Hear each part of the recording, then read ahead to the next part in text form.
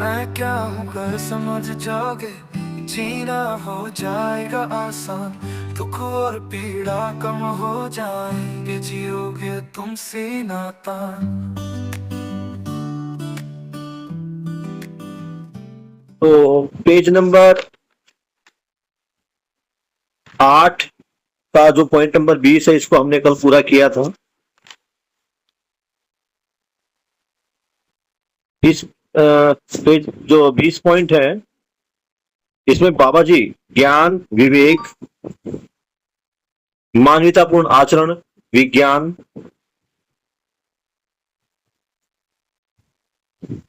और फिर बाद में सहस्तित्व में संपूर्ण प्रकृति, क्रिया स्वरूप में वर्तमान क्रिया के बारे में बताया, मूल चेष्टा जिसे कहा गया था, मूल चेष्टा के बारे में बताया गया, प्रवृत्तियों के बारे में और गति का गंतव्य, इनके बारे में बात हुई थी। तो एक बार थोड़ा सा हम संक्षिप्त में इनको रख लेते हैं।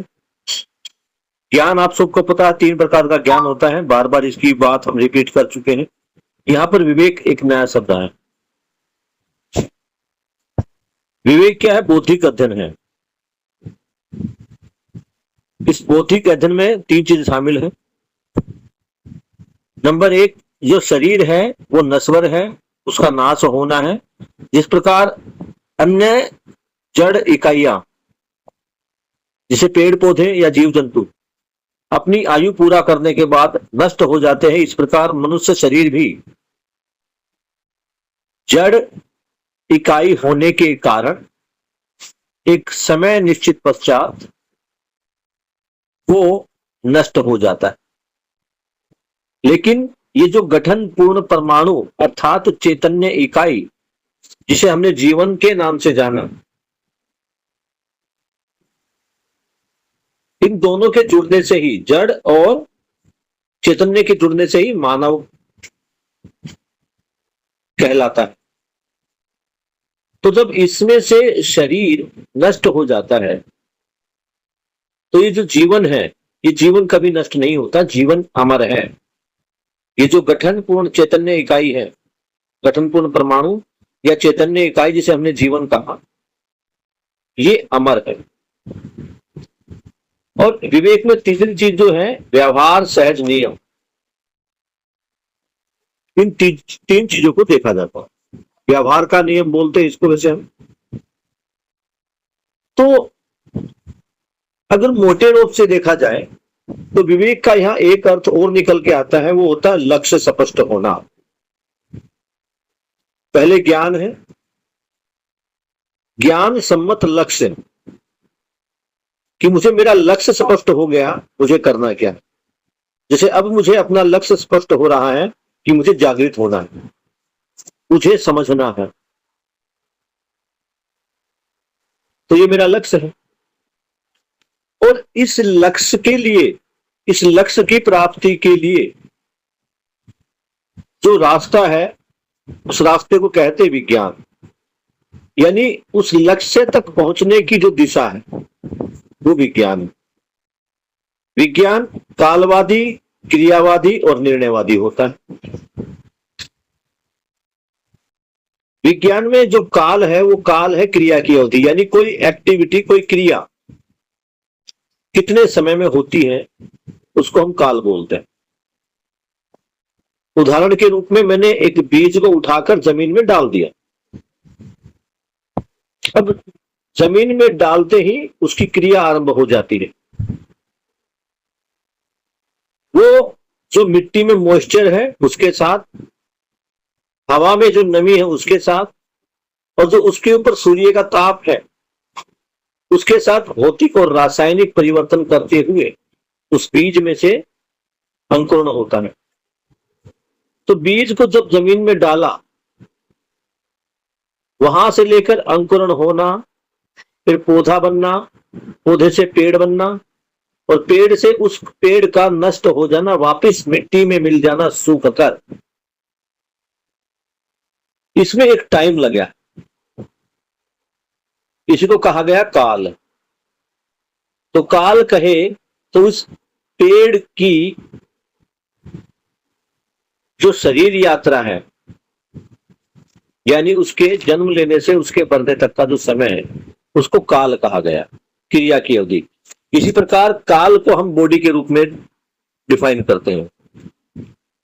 हर एक इकाई है, उस इकाई की बॉडी की एक लाइफ है, यानी उसकी जो जड़ इकाई है उसकी एक लाइफ है, उसे ही काल कहा गया। तो मानव का जो जीवन जो कहा गया, मानव का जो शरीर है, इसकी जो आयु है उसको काल कहा गया। तो एक तरह से देखें तो जो एज है हमारी, वो एज ही काल के रूप में यानी समय है। मेरी एज 75 साल है, तो इसका मतलब है जो मेरा काल है, जो मेरा समय है, मेरे लिए समय कितना है? 75 साल। और ये हर व्यक्ति के लिए अलग होता है। कोई 10 साल का होकर मर जाता है तो उसकी जो काल की अवधि कितनी है? वो 10 साल। तो जो शरीर की जो लाइफ है वही समय। उसके बाद एक चीज आती है मूल चेष्टा। मूल चेष्टा में क्या होता है कि सबसे पहले किसी उद्देश्य को प्राप्त करने के लिए हम श्रम करते हैं। श्रम का मतलब प्रयास। हम किसी निर्धारित पॉइंट तक पहुंचने के लिए श्रम करते हैं और श्रम करते हुए अपनी गति बढ़ा रहे हैं। तो श्रम होती है, श्रम के बाद एक गति बनती है उसको समझने के लिए। तो गति के पश्चात एक परिणाम निकल के आता है, इसको कहा गया मूल चेष्टा। मूल चेष्टा का मतलब है ये हर पदार्थ में होती ही है मूल चेष्टा, हर इकाई में ये मूल चेष्टा। इसी मूल चेष्टा के कारण ही विकास है। और मैंने जो शुरू किया कि मैं यहां पर हूं, मैंने यहां से कोई श्रम किए करते हुए मैं आगे बढ़ रहा हूं, श्रम किया, इस श्रम में गति आई और इस गति के ऊपर परिणाम आ गया। तो ये जो श्रम था, इस श्रम के अब ऊपर परिणाम आ गया। जो मेरी प्रारंभिक स्थिति थी अब वो एक नई स्थिति में कन्वर्ट हो गई।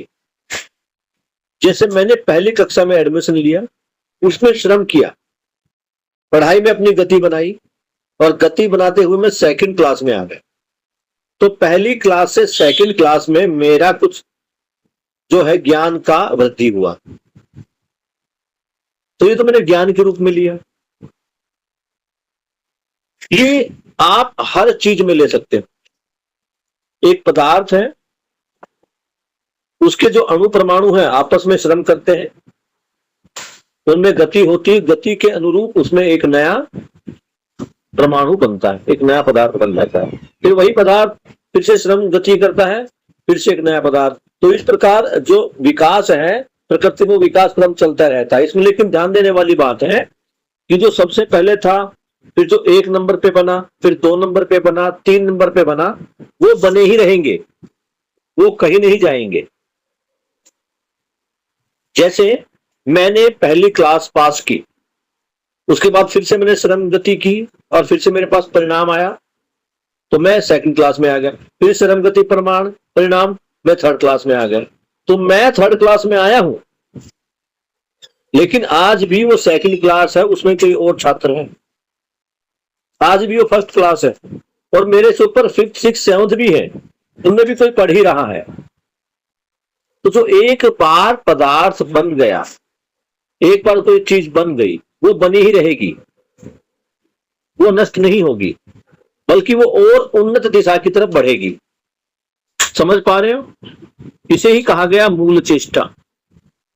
मूल मतलब मेन, जो मेन नियम है विकास का वो यही है। मूल चेष्टा का मतलब विकास का नियम, यही नियम, श्रम गति परिणाम। अब देखिए, हम श्रम करते हैं, श्रम करते करते हम कहीं ना कहीं तो विश्राम लेंगे, कहीं तो रुकेंगे। ये जो हम गति कर रहे हैं, मूवमेंट कर रहे हैं, किसी दिशा में बढ़ रहे हैं, उस दिशा में कोई ना कोई मंजिल तो होगी। तो ये जो मंजिल है इसको बोलते हैं गति का गंतव्य। यानी किसी निश्चित स्थान के लिए पहुंचने के लिए जो हम गति कर रहे हैं, तो इसको बोलते हैं गति का गंतव्य। ऐसे ही जब श्रम कहीं आकर खत्म हो जाती है तो उसको बोलते हैं श्रम का विश्राम। समझ में आ रही बेटा? तो ये जो श्रम का विश्राम है, ये श्रम का विश्राम कब होता है? श्रम का विश्राम तब होता है जब मानव जागृत हो जाए और जागृति पूर्णता हो जाए, तब श्रम का विश्राम। यानी मैं तो जागृत हो गया, मेरे साथ हर मानव जागृत हो गया, हर मानव के जागृत होने को ही बोलते हैं जागृति पूर्णता। जागृति पूर्ण हो गई। तो जब तक जागृति नहीं होगी ये श्रम चलता ही रहेगा। मैं जागृत हुआ, 2 को और जागृत किया, उनने 4 को किया, 4 ने 16 को किया, 16 ने 32 को किया, 32 ने 64 को किया, ये संख्या बढ़ती चली जाएगी और एक समय ऐसा आएगा कि हर कोई जागृत हो जाएगा। तो बोलेंगे जागृति पूर्णता या श्रम का विश्राम। ऐसे जो हमारे पास गति का जो गंतव्य है, हमारा सारा प्रयास क्या है? अभी हम राक्षस मानव हैं या पशु मानव? यहां से हम जीव चेतना में जी रहे हैं, जीव चेतना में जीते हुए हम मानव चेतना में पहुंचे। यानी हम जो जीव मानव है या जो अमानव है वो अमानव पहले मानव बने, ये एक स्टेप हो गया।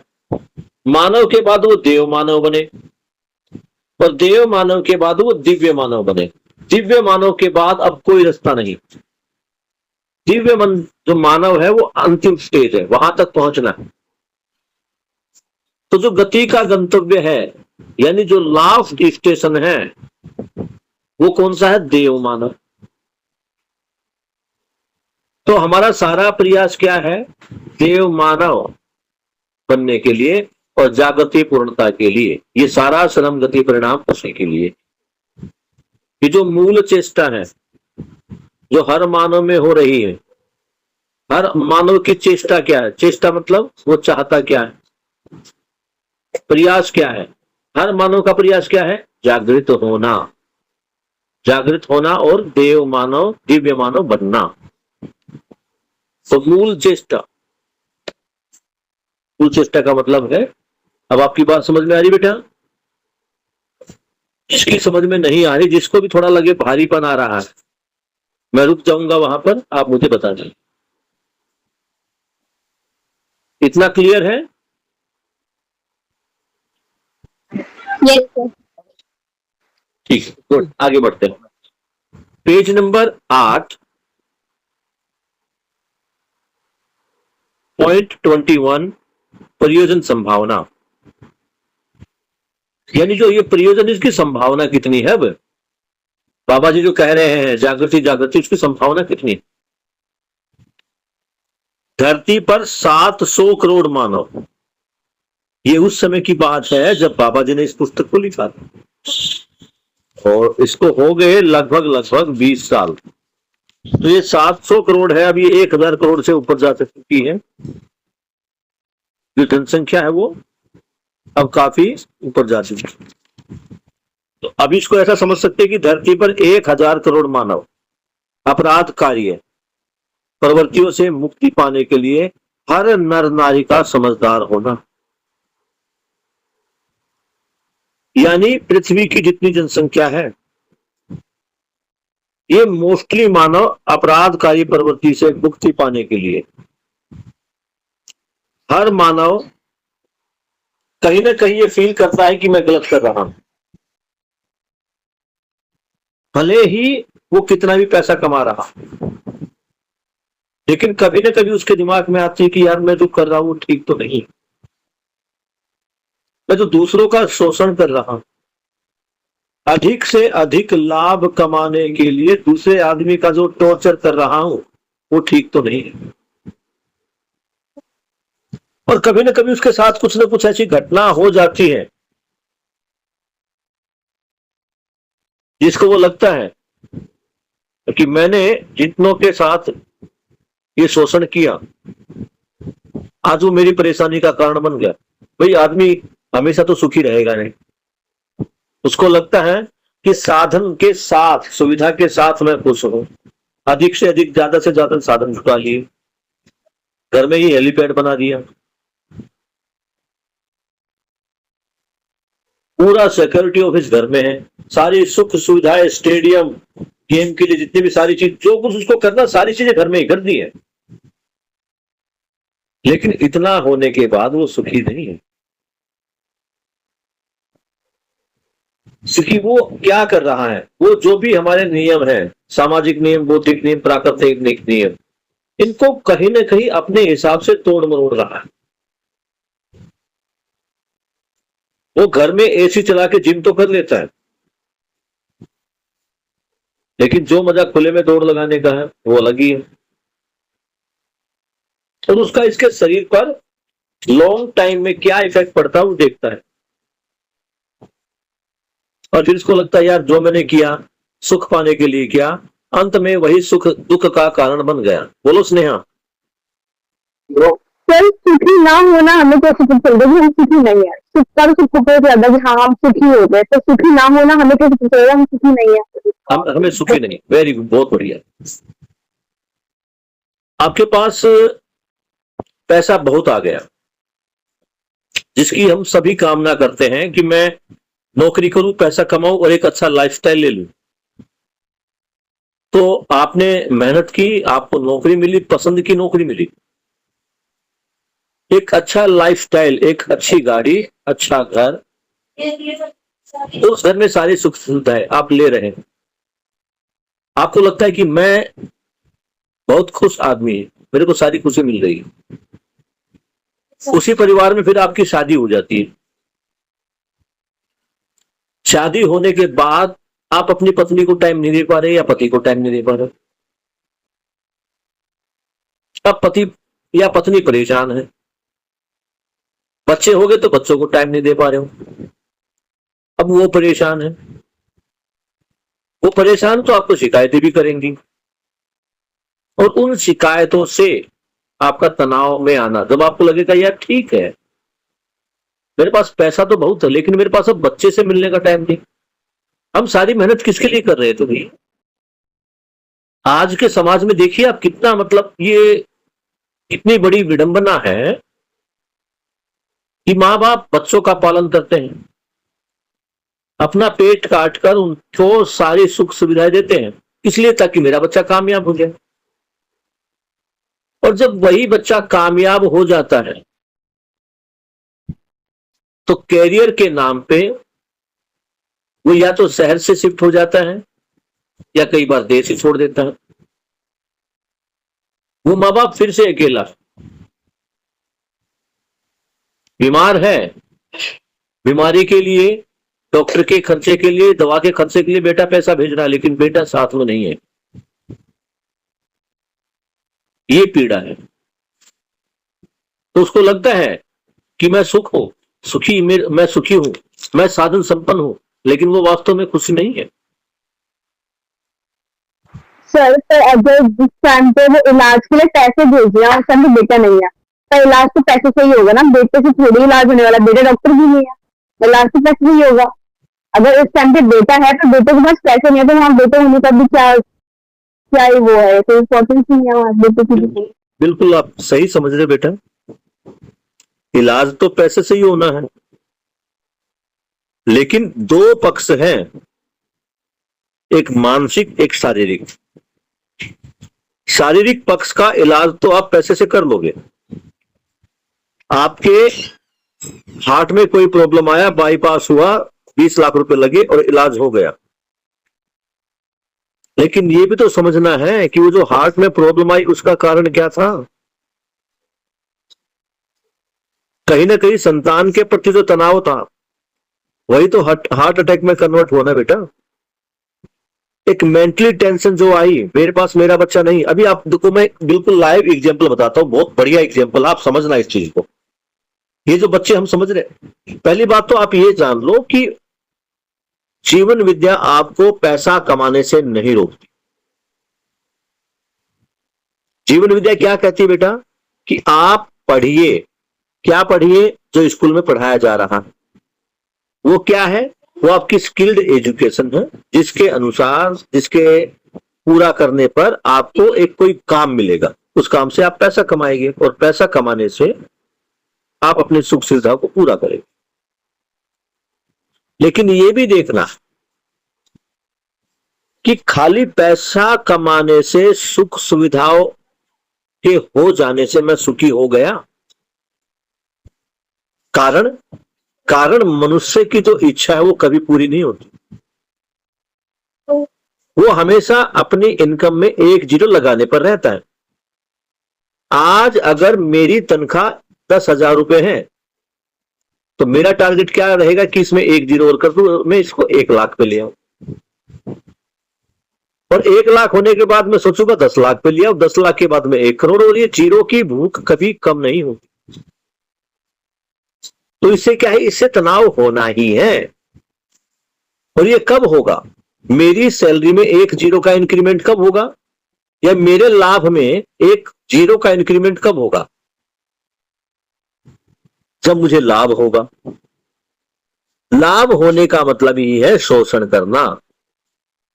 और शोषण से ना तो शोषण करने वाला खुश होता है और ना ही जिसका शोषण होता है वो खुश होता है। अब फिर से सवाल आएगा कि जिसका शोषण नहीं होता वो तो खुश होगा ही नहीं, उसका तो ठीक है, लेकिन जिसका जो शोषण कर रहा है वो खुश क्यों नहीं होता? क्योंकि उसके तो प्रॉफिट में जो अमाउंट बढ़ रहा है, तो वो खुश इसलिए नहीं हो पाता बेटा, क्योंकि वो मानसिक रूप से अपने परिवार को, अपने मित्रों को, उनके साथ न्याय नहीं कर पाता। न्याय नहीं कर पाता। अब ये देखो स्नेहा, तुम्हारे पिताजी पैसा कमाने के लिए बाहर कहीं काम कर रहे हैं। अभी पिता और पुत्री का संबंध में थोड़ा जो होना चाहिए वो नहीं है। हम क्या समझ रहे हैं कि मेरे पिता मेरे लिए खर्चा कर रहे हैं, पैसा कमा रहे हैं, मेरी स्कूल की फीस दे रहे हैं, मेरी इच्छाओं को पूरा कर रहे हैं, यही पिता है। ये पिता नहीं है, ये पिता का एक अंग है। कंप्लीटली देखे तो पिता एक छात्र की तरह है जो अपने बच्चे को हर प्रकार की बाहरी पीड़ा से, बाहरी आपदा से, बाहरी दुख से बचाता है। इसको हम आगे जब संबंध आएगा ना तो उसमें विस्तार से जांच करेंगे। तो केवल पैसा होना ये अलग पार्ट है, लेकिन ये इसके लिए पैसा कितना हो, क्योंकि पैसे की तो कोई लिमिट नहीं होती, भूख बढ़ती जाती है। तो पैसा कितना हो, मेरी जरूरतें क्या क्या है, वो मेरी जरूरतें निर्धारित हो जाए। जरूरतें निर्धारित होने से मेरी पीड़ा अपने आप ऑटोमेटिकली कम हो जाए। एक छोटा सा एग्जांपल देता हूं। मैं पहले अपने कमरे में जमीन पर एक गद्दा डाल के पंखे के नीचे सोता था, बढ़िया नींद आती थी। गद्दा है, गद्दे का लपेटा साइड में रखा कुर्सी के ऊपर, और पूरा कमरा साफ, झाड़ू किया, पोछा किया, कमरा चमचमाता था। और जगह भी थी भाई कमरे में, वो 10 बाय 10 का कमरा मेरे लिए सफिशिएंट। लेकिन जैसे ही मैंने थोड़ा सा पैसा कमाया तो मैं भी इस चकाचौंध की तरफ बढ़ा, और मैंने सोचा भाई कम से कम एक पलंग तो होना चाहिए। तो फोल्डिंग पलंग ले लिया बेटा। अब फोल्डिंग पलंग क्या आता है, वो फोल्ड होकर एक साइड में हो जाता है। तो ये जो फोल्डिंग पलंग मैंने लिया और इसको यूज किया, यूज करने के बाद इसमें प्लास्टिक की रस्सियां थी। कुछ समय बाद वो रस्सियां टूटी, रस्सियां टूटी तो अब मेरी जो आवश्यकता बढ़ी थी, वो जमीन, मेन काम क्या था, सोना। जमीन पे भी सोया जा रहा था, उस पलंग के ऊपर भी सोया जा रहा। अब कुछ क्या हुआ, उस पलंग के साथ वो रस्सियां टूटी, वो अलग चीजें थी, लेकिन मेरे सुविधा बढ़ने से मैंने घर में थोड़ा थोड़ा सामान भी इकट्ठा करना शुरू कर दिया। कुछ कपड़े ले लिए, एक रजाई ले ली, साथ में कुछ अन्य सामान भी ले लिया। अब क्या था, रजाई उस पलंग के ऊपर आ गई, गद्दा पलंग के ऊपर आ गया और हमेशा बिछा रहने लगा। अब उस 10 बाय 10 के कमरे में से 3 बाय 6 का एक हिस्सा निकल गया जो परमानेंट बिजी हो गया। अब उसकी साफ सफाई में भी टाइम लगने लगा, गद्दों को झाड़ना, फिर से बिछाना, कंबल को ठीक करना, चादर को ठीक करना, एक काम बढ़ रहा है। दूसरी बात, जैसे जैसे घर में सामान बढ़ा तो मुझे लगा यार ये नीचे जगह तो खाली है, क्यों ना इसकी जगह मैं एक दीवान पलंग ले लूं। फिर मैंने 4x6 का लेने तो मैं गया था 3x6 का। फिर सोचा यार कोई आ गया, मित्र आ गया, कोई रिश्तेदार आ गया तो दोनों एक ही बेड पर सो जाएंगे। फिर मैंने 4x6 का स्टोर वाला बेड ले लिया, लकड़ी का। बड़ी खुशी हुई भाई, परिवार में समृद्धि आ रही हो, मजा आ गया मेरे परिवार में सामान। और धीरे धीरे उस बेड में मैंने अपना सामान भरना शुरू कर दिया। जिस सामान की जरूरत भी नहीं थी वो सामान भी उसके अंदर इकट्ठा होने लगा। लेकिन अब एक चीज आ गई, वो तो 10x10 का कमरा था, उसमें से अब 10x6 का जो तो 4x6 का सामान बैठने ले लिया। पहले जो था फोल्डिंग था, उसके नीचे से झाड़ू निकल जाती थी, लेकिन अब इसके नीचे झाड़ू निकालने में प्रॉब्लम, अब कूड़ा इकट्ठा होने लगा। काम एक ही हो रहा है सोने का, लेकिन टेंशन बढ़ रही है। वो जो बेड में सामान था उसको मैं 6 महीने बाद निकाल के देखता हूँ कि बहुत सारा सामान तो ऐसा है जिसको मैं डाल के भूल गया, जिसकी जरूरत नहीं थी और वो डाला हुआ है, पड़ा हुआ है, उसका कोई यूज नहीं हो रहा है। उसके बाद धीरे धीरे उस पलंग में दीमक लगना शुरू होता है। दीमक लगने से फिर मेरी पीड़ा बढ़ती, काम बढ़ता है। मैं फिर से उसके ऊपर ध्यान डालता हूं। फिर वो जो दीमक की दवाई डाली जाती है उससे स्मेल होती है, मैं 2 दिन कमरे में सो नहीं पाता, जबकि पंखा था, जमीन के ऊपर बढ़िया नींद आती थी। अब ये साधन इतने से बात नहीं बनी, फिर एक कूलर भी आ गया, कूलर के बाद एसी भी आ गया। फिर एसी आ गया तो उसकी हर 6 महीने एक सर्विस कराने की टेंशन। सर्विस ना कराओ तो ढंग से नहीं चल पाएगा। तो मैंने देखा कि जिन साधन सुविधाओं से मैंने ये सोचा था कि मेरा कंफर्ट लेवल बढ़ेगा, सुख बढ़ेगा, वो सुख अपने साथ कुछ दुखों को लेकर भी आ रहा, कुछ पीड़ाओं को लेकर भी आ रहा। अल्टीमेटली मैं जिन साधनों से सुखी होना चाह रहा था वही साधन कहीं ना कहीं मेरे लिए दुख का कारण बने। हम अपनी अगर आवश्यकताएं निर्धारित कर लें, ये आवश्यकताओं का निर्धारण हो जाए, ये अपने आप में एक अल्टीमेट खुशी है, जो बहुत सारी पीड़ाओं से हम बच जाएंगे। तो ये जो मेरी आवश्यकताओं का निर्धारण है, पैसा तो मुझे कमाना है, कमाने बड़ी बात नहीं है, उसे कमाकर बचाए रखना, संभाले रखना, ये बड़ी बात है। अब एक चीज और देख लो, एक टाइम था जब मेरे पास नौकरी नहीं थी, केवल कोचिंग थी, मैं बच्चों को ट्यूशन देता था। और अगर मैं एवरेज इनकम की भी बात करूं तो उस टाइम सरकार, ये जो सरकारी नौकरी पे 3,500 तनख्वाह थी। 3,050 वाला कोई स्केल था, उसकी जब सारी सैलरी निकलती, जब मेरी पहली गवर्नमेंट जॉब लगी तो मेरे खाते में लगभग 5,000 के आसपास पैसा आया था, 4,500 से 5,000 रुपए पहली सैलरी पे। और मैं ट्यूशन से जो कमा रहा था वो 8,000 रुपये कमा रहा था।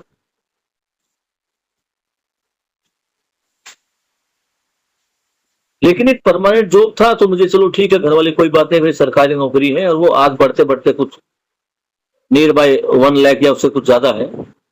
बात वो नहीं है, अब ये है कि जब मैं वो 8,000 कमा रहा था महीने के, तो मेरे पास साइकिल थी तो फिजिकली फिट भी था, क्योंकि आसपास में सेंटर थे, वहां तक जाना पड़ता था मुझे।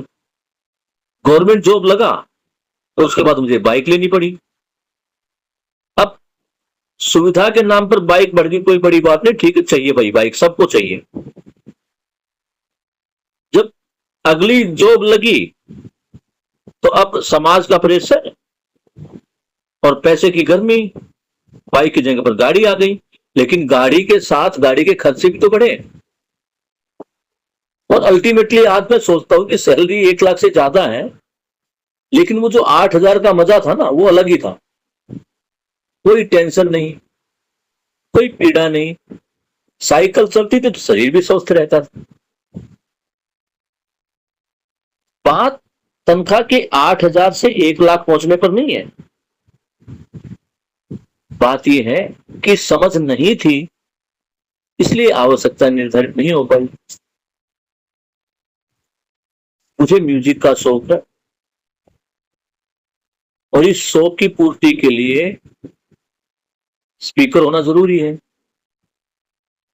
तो आवश्यकता का पता नहीं था, इसलिए घर में अभी मैं आपके सामने काउंट कर दूं तो मेरे सामने 1 2 3 4 5 स्पीकर तो इसी कमरे में रखे हुए हैं। तो ये क्या था? ये समझ का अभाव था, आवश्यकता नहीं हो पाई पूरी। तो जीवन विद्या पैसा कमाने से मना नहीं कर रही, आप पैसा कमाइए, आप जो शिक्षा ले रहे हैं वो लीजिए, लेकिन इसके साथ सही क्या है, जीना कैसे है। मिनिमल रिसोर्सेस में भी नहीं, मेरी और मेरी परिवार की आवश्यकता क्या है वो एक बार समझ में आ जाए तो जीना आसान हो जाएगा। अभी तो लोग ये ही नहीं समझ पा रहे कि वो ऐसा कर क्यों रहे हैं। 5 स्पीकर यहां रखे हैं, अलग अलग कमरों में 2 स्पीकर और मिल जाएंगे, और वो स्पीकर जो है बेटा वो आपको मैं बता दूं 1500 से लेके और 25-30 हजार तक के हैं। ये क्या समझदारी है?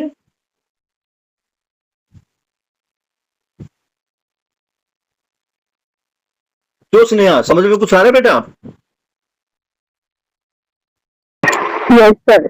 पैसा कमाना गड़बड़ नहीं है, समझदारी से जो पैसा कमाया है उसमें मेरी उपयोगिता पूर्वकता क्या है वो बन जाए, वो समझ में आ जाए, वो बड़ी बात है। मैं मोबाइल को चार्जिंग पर लगा दूं, बैटरी कभी भी बोल सकती है।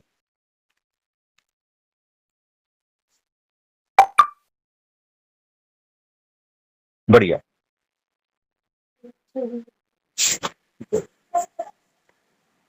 आवाज मेरी क्लियर आ रही बेटा आपको? यस सर, क्लियर है। चलिए, तो बाबा जी ये कह रहे हैं कि जो आज 700 करोड़ और आज के जो 1000 करोड़ है जनसंख्या पूरी पृथ्वी की, फिर मानव अपराध कार्यों में तो लगा हुआ है। हर मानव कोई ना कोई अपराध कर रहा है, किसी न किसी पीड़ा में है, और इससे मुक्ति के लिए आदमी का समझदार होना जरूरी है। बगैर समझदार हुए मुक्ति संभव नहीं है। समझदारी से क्या होगा? समाधान, समझदारी से समाधान, सहज प्रमाण, वर्तमान होना।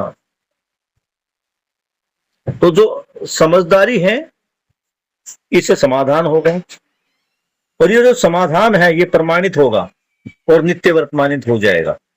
ये जो एक बार आदमी समझदार हो गया तो वो हमेशा समाधान के साथ ही रहेगा। समझदारी के साथ समाधान मुफ्त मिलता है, और समाधान के साथ समृद्धि मुफ्त मिलती है, और समृद्धि के साथ अभय मुफ्त मिलता है। ये तो दिवाली वाली स्कीम लगा लो बेटा, बाय 1 गेट 1 फ्री। तो जैसे ही आप समझदार होते हो, ये समझ में आना कि मेरी आवश्यकताएं क्या है, ये समाधान है। पता नहीं कितनी समस्याओं का समाधान है।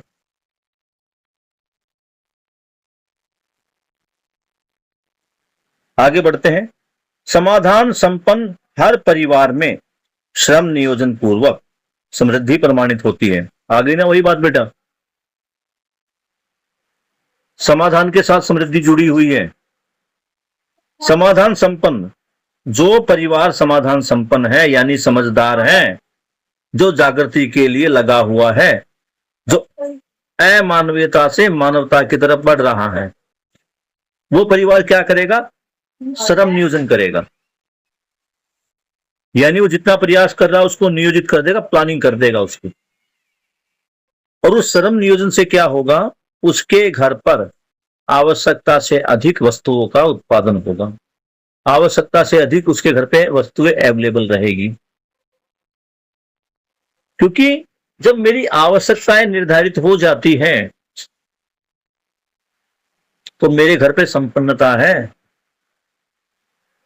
और स्नेहा, तुम्हें ध्यान होगा, वहां योगेश भैया ने भी बताया था कि अगर हम ये वस्तुओं का संग्रह करना बंद कर दे तो पृथ्वी पर जितनी भी संसाधन है ना, वो इस 1,000 करोड़ मानवों का पेट भरने के लिए, उनकी जरूरतों को पूरा करने के लिए पर्याप्त है। अब पीड़ा कहां आ रही है? पीड़ा ये आ रही है कि मानव में एक टेंशन आ गई कि आगे क्या होगा। बाढ़ आ गई तो, बारिश आ गई तो, कोविड में अगर ये लॉकडाउन नहीं खुला तो मैं भूखा मर जाऊंगा। इसके चक्कर में वो भय से युक्त हो जाता है और उन वस्तुओं को संग्रहित करना, घर में इकट्ठा करना शुरू कर देता है। और इस इकट्ठा करने की कोई लिमिट नहीं।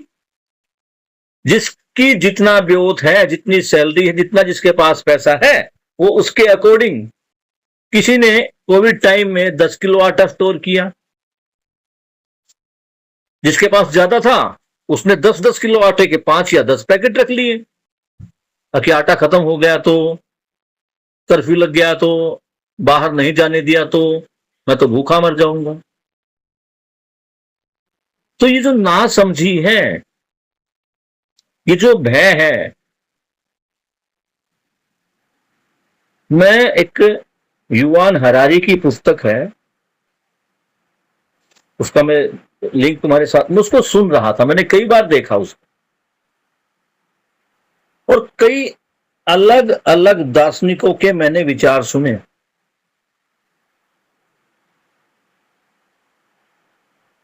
तो मुझे लगा कि मानव को ऐसा लगता है कि उसने गेहूं की खेती करके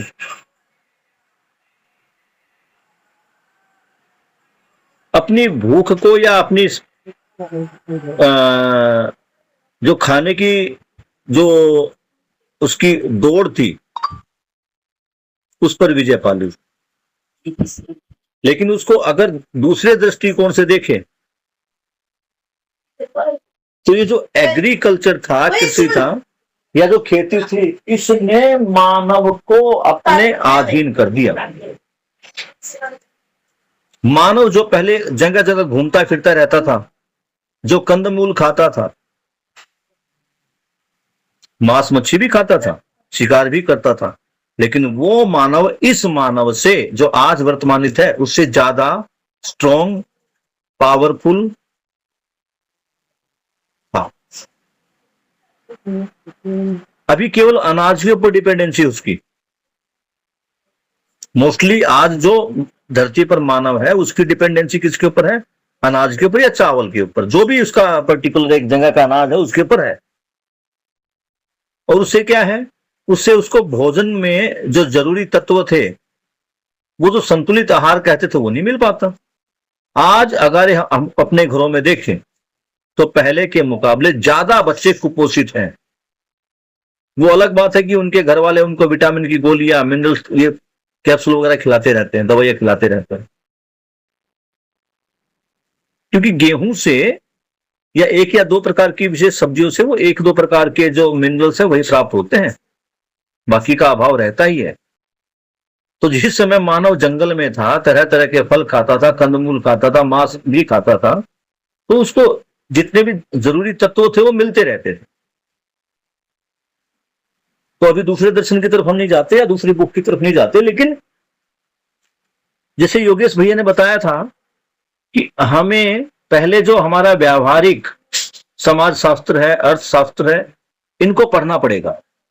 इनको पढ़ेंगे तो पता लगेगा कि इनमें कमियां क्या है, हमें पढ़ाया क्या जा रहा है। अभी तो हमने पूरा पढ़ा नहीं ना। ना तुमने अध्यात्मवाद पढ़ा है, गीता नहीं पढ़ी होगी, रामायण नहीं पढ़ी होगी, बस सुना सुना है। तो जब पढ़ लोगे तो इन बातों पर तर्क करना भी आ जाएगा। अभी तुम्हारे पास 12वीं कक्षा है, तो जो तुम्हारे सब्जेक्ट उनको पढ़ते रहिए। इकोनॉमिक्स पढ़ रहे होगे, पॉलिटिकल साइंस पढ़ रहे हो, हिस्ट्री पढ़ रहे हो,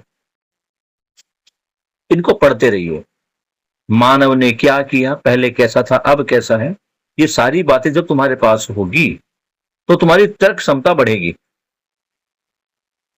पहले में और आज में, और जो बाबा जी कह रहे हैं उसमें तुम अंतर आसानी से देख पाओगे। आज वैसे अध्ययन हमारा कम हुआ है, मतलब पठन जो है वो कम हुआ है। तो बाबा जी कह रहे हैं कि जब श्रम का नियोजन होगा और आवश्यकताओं को पहचाना जाएगा तो परिवार में समृद्धि आएगी। हर संपन्न परिवार में, अब समृद्धि में क्या होता है बेटा, समृद्धि का मतलब ही है अपनी आवश्यकता से अधिक वस्तुओं का उत्पादन। इसे क्या है, मेरे पास कुछ चीजें एडवांस में स्टोर रहेगी। स्टोर करनी नहीं है, अभी तो हम स्टोर कर रहे थे।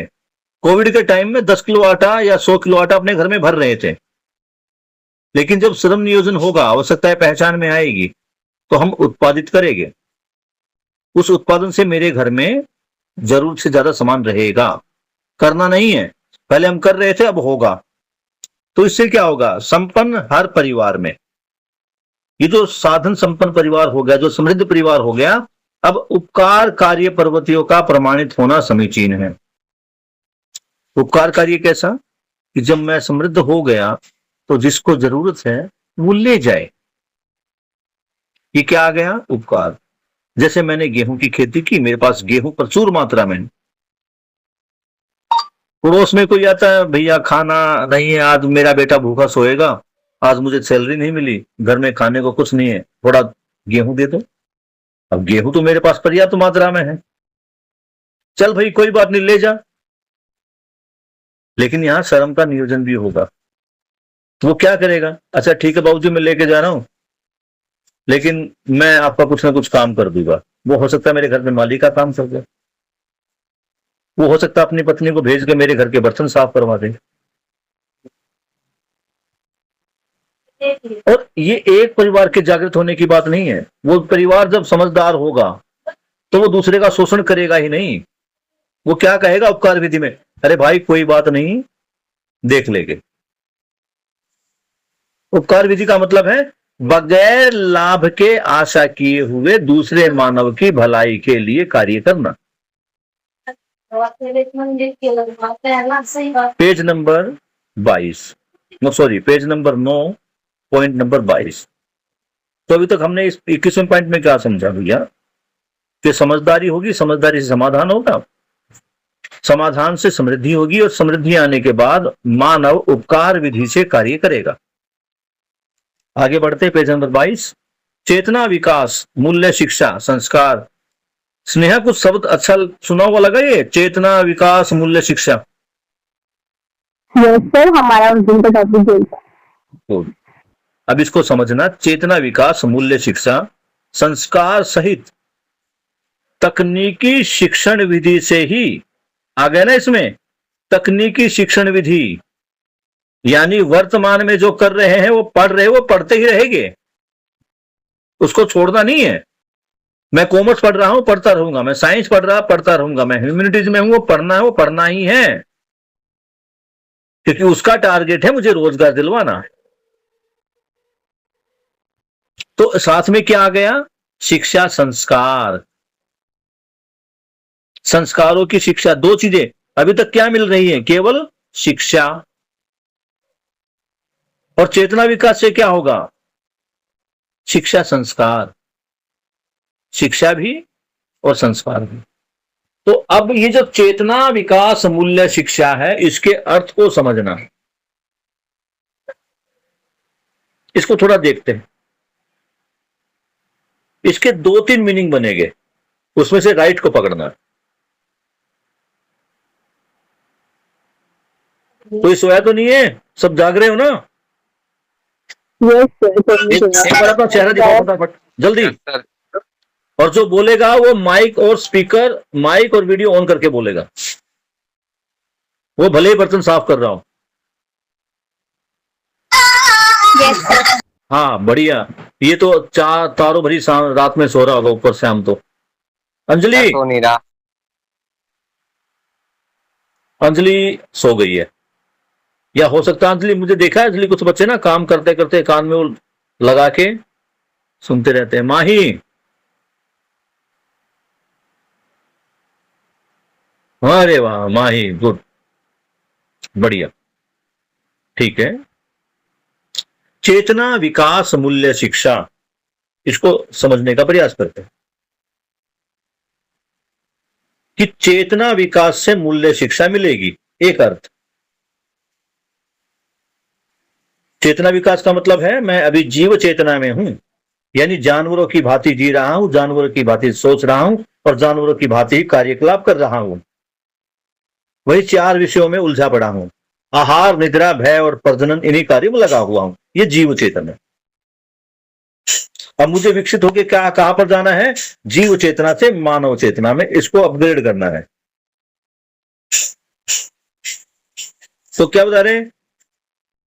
चेतना विकास, मूल्य शिक्षा। चेतना विकास और मूल्यों की शिक्षा। दूसरा इसका असर निकल के आता है, जो अर्थ है वो क्या निकल के आता है कि मूल्य शिक्षा के द्वारा चेतना का विकास। यानी मैं मूल्यों की शिक्षा लूं, इस मूल्यों की शिक्षा लेने से मेरी चेतना का विकास होगा। दूसरा अर्थ ये निकल के आ रहा है चेतना विकास मूल्य शिक्षा का। तो 2 अर्थ मैंने बताए। क्या? कि चेतना विकास से मूल्यों की शिक्षा लूं या मूल्यों की शिक्षा लेकर मैं चेतना विकास करूं। इसमें से दोनों में से कौन सा अर्थ आपको ठीक लगता है? थोड़ा पानी पीने का। आपको कौन सा अर्थ ठीक लगता है?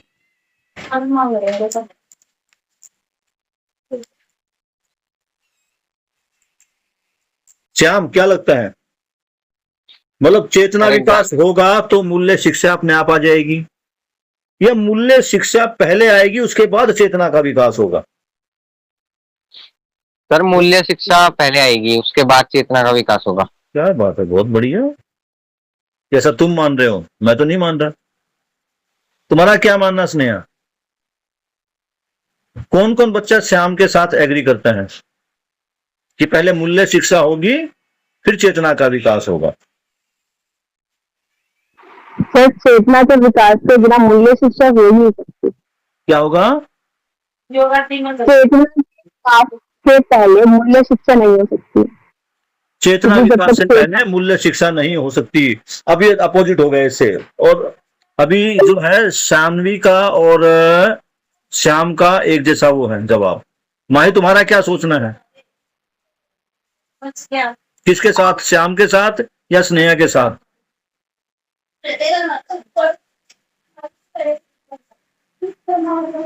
स्नेहा शाम दोनों के साथ सर, बात तो सही। दोनों का अर्थ ही अलग अलग आ रहा है। दोनों के साथ कैसे हो सकती है? ऐसा थोड़ी होगा। चिट भी मेरी पट भी मेरा, ऐसा नहीं होना। दोनों में अलग है। एक पहले कह रहा है कि पहले चेतना विकास होगा फिर मूल्य शिक्षा आएगी। दूसरा है कि पहले मूल्य शिक्षा आएगी तब चेतना का विकास होगा।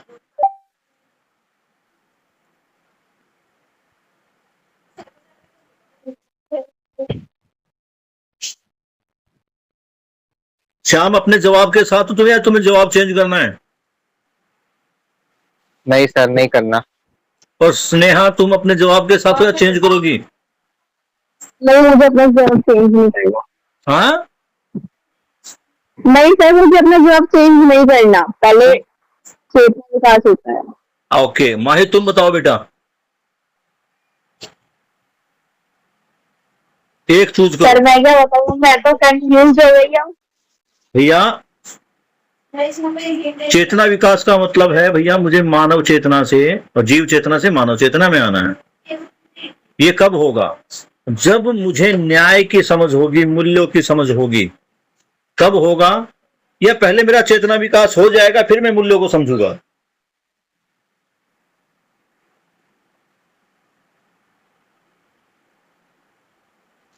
सर मानव का विकास होगा तभी तो वो किसी चीज को मतलब समझेगा। हाँ, यानी चेतना का विकास पहले होगा फिर मूल्यों को समझेगा। सर ऐसा थोड़ी हो सकता है सर सर, जब तक वो मूल्यों के बारे में जानेगा नहीं तो उसका विकास कैसे होगा? बात तो वही है ना, वो पहले पढ़ेगा ना इन सब के बारे में, सीखेगा, उसके बाद जाके उसके चेतना का विकास होगा। स्नेहा, तुम भी डिफाइन करो। चेतना विकास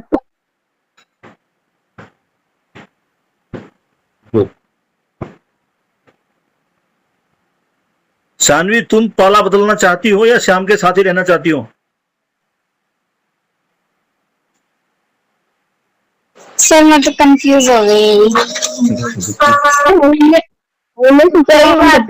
कंफ्यूज हो गए ना, पूरी सही तरीके से नहीं होगी। चलो ठीक है, अब इसको ऐसा समझ लेते हैं,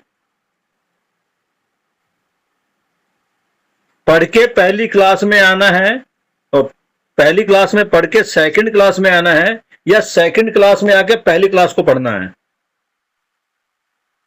पहली क्लास को पढ़ के सेकंड में जाना है। कौन कौन मानता है इसको? मैं। ठीक है, शानवी, अंजलि, अभी ठीक। Yes sir. सो गई थी क्या? नहीं सर, सो नहीं गई थी, मेरी मम्मी ने बुला लिया था। अच्छा कोई बात नहीं बेटा, मम्मियां होती बुलाने के लिए। ये क्या हो गया? कोई बात नहीं। तो अब इसी बात को समझना है कि पहली क्लास में पढ़कर कब दूसरी क्लास में जाना है। ठीक है, इसे सानवी एग्री करती है ना, और स्नेहा भी?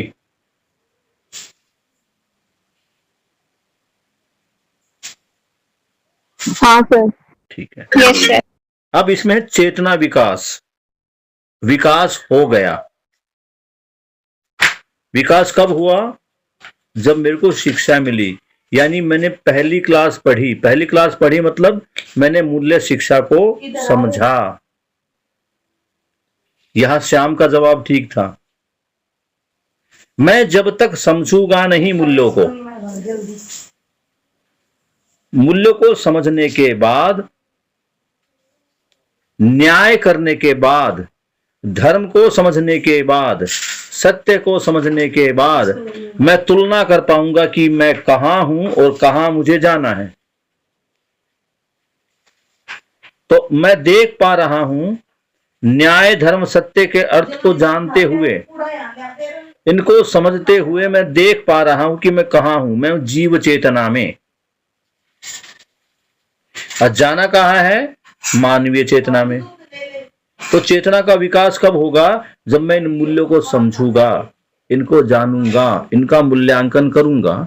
यानी न्याय धर्म सत्य, नियम नियंत्रण संतुलन के साथ में जब जीऊंगा, इनको समझूंगा, तभी मेरी चेतना का विकास होगा। तो यहां जैसे श्याम ने समझा, श्याम का समझना ठीक था। पहले क्या होगा? पहले होगा मूल्यों को जानना, मूल्यों की शिक्षा।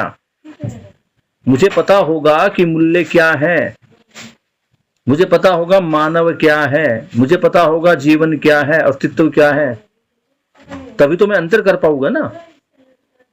तो पहले सीखना, सीखने से ही चेतना का विकास, समझने से ही चेतना का विकास होगा। क्लियर है स्नेहा बेटा?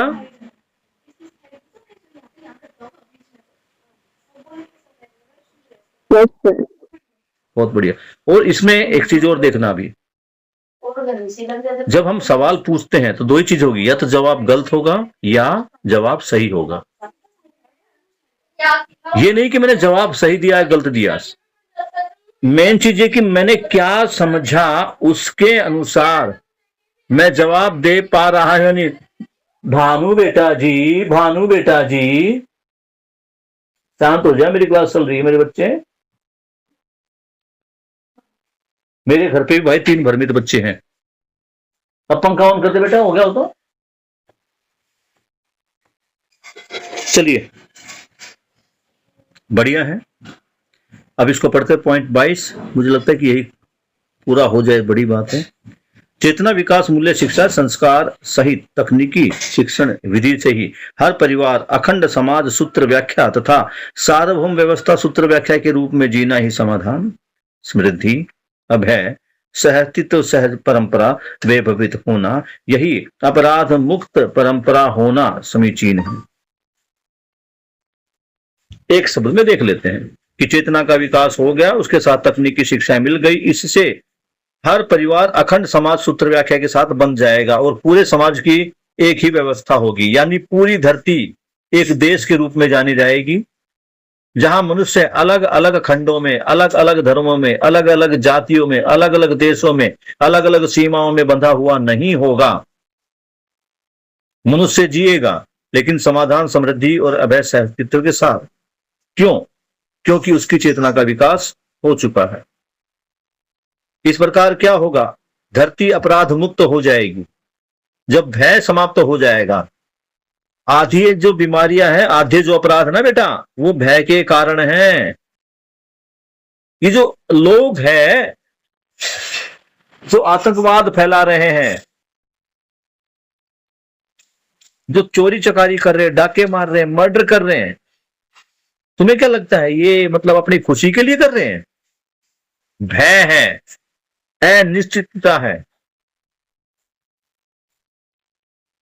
इनको भी अपने बच्चे पालने का भय है, मेरे बच्चे करेंगे क्या।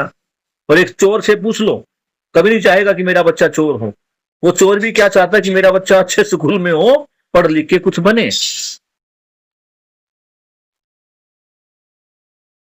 इस चीज को मानते हो नहीं मानते? कोई चोर चाहे कि मेरा बच्चा चोर बने?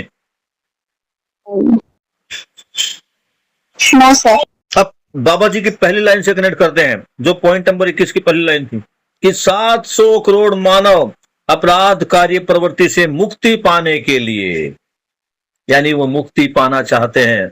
वो समझते हैं कि जो कर रहा हूं वो सही नहीं है। चोर भी समझ रहा है चोरी करना पाप है। एक आदमी जो जानवरों को मार रहा है, काट रहा है, वो भी समझ रहा है कि गलत है, मैं जीव की हत्या कर रहा हूं। लेकिन क्या करें? घर में जो बच्चा, उसका पेट भी तो पालना है ना भैया। तो ये सब क्यों हो रहा है? भय बस। किस चीज का भय? बच्चे पालने का, जीने का भय। कैसे जीऊंगा? मूल आवश्यकता मेरी कैसे पूरी होगी? तो बाबा जी ने कहा, जब वो समाधान पूर्वक एक परिवार श्रम नियोजन करता है और श्रम नियोजन करके आवश्यकता से अधिक वस्तुओं का उत्पादन करता है, तब समृद्धि आएगी। समृद्धि में क्या हो गया? भय मुक्त हो गया। भैया मेरे पास है मेरी आवश्यकता के अनुसार। और ये समाधान, समृद्धि एक परिवार से बात नहीं बनेगी, हर परिवार में आएगी। इसी को जागरण पूर्णता बोला गया। इसी को कहा गया अखंड समाज सार्वभौम व्यवस्था। ये कब है? ये तब होगी जब चेतना विकास मूल्य शिक्षा होगी। इससे आदमी क्या, चेतना विकास मूल्य शिक्षा को पहले समझ भी लेते हैं क्या? इसमें जो वर्तमान की टेक्निकल एजुकेशन वो तो है ही, वो है। योगेश भाई देखो, अब मैंने कहा था ना, तुम उस शिविर में आते, तुम्हारे बहुत सारी जानकारी होती है। अब ये स्नेहा बताएगी। उन्होंने बताया कि वहां मनोविज्ञान है, लेकिन इस मनोविज्ञान से कैसे डिफरेंट है वो कैसे पता कर पाओगे? जब पहले वाले को और बाद वाले को दोनों को पढ़ोगे।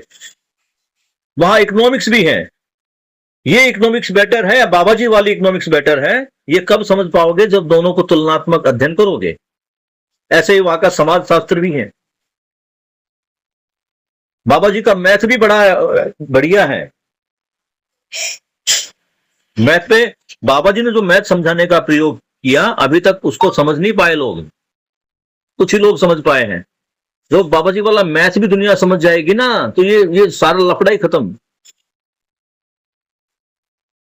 हमारे महेश भाई भी प्रयास कर रहे हैं उसको समझने का, महेंद्र भाई भी, कर्नाटक से संजीव पाटिल भाई है, और बहुत सारे लोग जुड़े हैं। मैं उस टीम में नहीं जा पाया, मेरे को कुछ जरूरी काम थे। तो मैथ को समझना और उसको समझ के समझना, ये भी चेतना विकास का बहुत जरूरी काम। अगली लाइन है, हर नार नारी स्वयं में नियम, नियंत्रण, संतुलन, न्याय, धर्म, सत्य, सहज प्रमाण रूप में वर्तमान वैभव होना आवश्यक है। जितने भी नर नारी हैं वो सब नियम को समझे, हर प्रकार के नियम को। नियम त्रय, 3 नियम है। त्रय का मतलब 3 प्रकार के नियम, सामाजिक नियम, बौद्धिक नियम और प्राकृतिक नियम। इन नियमों को समझे, इनको समझ के नियंत्रण, यहां नियंत्रण का अर्थ चेंज हो गया। नियंत्रण का मतलब होता है अपनी आमतौर पर भाषा में हम किसी चीज को कंट्रोल कर ले, अपने काबू में ले ले। और काबू में लेने का मतलब है उसको बाधित कर देना, उसको रोक देना। यहां नियंत्रण का मतलब और है, नियंत्रण का मतलब बाबा जी ने अध्ययन में क्या लिखा, कंटिन्यूटी, वो बना रहे। तो नियम बना रहे और नियम के बने रहने से संतुलन रहे, फिर वो न्याय को समझे, धर्म को और सत्य को समझे और उनके अनुरूप कार्य करे। तो ये सत्य सहज प्रमाण रूप में वर्तमान वैभव होना आवश्यक है। ये न्याय, धर्म, सत्य, नियम, नियंत्रण, संतुलन, ये मानव के व्यवहार में नित्य वर्तमानित हो जाए, यही वैभव है और इसी की आवश्यकताएं हैं। यानी हर मानव सभी नियमों को समझते हुए आगे बढ़े और न्याय, धर्म, सत्य के अनुसार जीते हुए आगे बढ़े। यही वर्तमान होगा, यही जागृति पूर्णता होगी। इसी से अखंड समाज, सार्वभौम व्यवस्था। सार्वभौम व्यवस्था का मतलब पूरी धरती के लिए एक व्यवस्था, एक नियम। तो ठीक है कि एटमॉस्फेयर के या वातावरण या मौसम के अनुसार हम थोड़ा बहुत इसमें कुछ होगा, लेकिन पूरी धरती के लिए एक ही नियम, एक ही संविधान, एक जैसी संस्कृति, एक जैसी सभ्यता।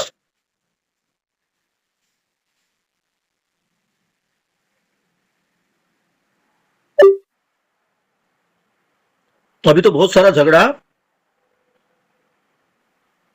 संस्कृति और सभ्यता को लेकर ही है, धर्म को लेकर, जाति को लेकर ही है। और जिस प्रकार से आदमी उलझा हुआ ना, इसको मैं आगे नहीं पढ़ पाएगा, थोड़ा लंबे पहले उनको समझना पड़ेगा। तो आज हमने 2 ही पॉइंट किए हैं। अब थोड़ा सा इसको देख लेते हैं, हम अपनी वर्तमान दशा पर आ जाते हैं। तो पहले तो मैं एक बार बाबा जी के प्रति कृतज्ञता अर्पित करते हुए इस वीडियो को यहीं पर बंद कर रहे हैं।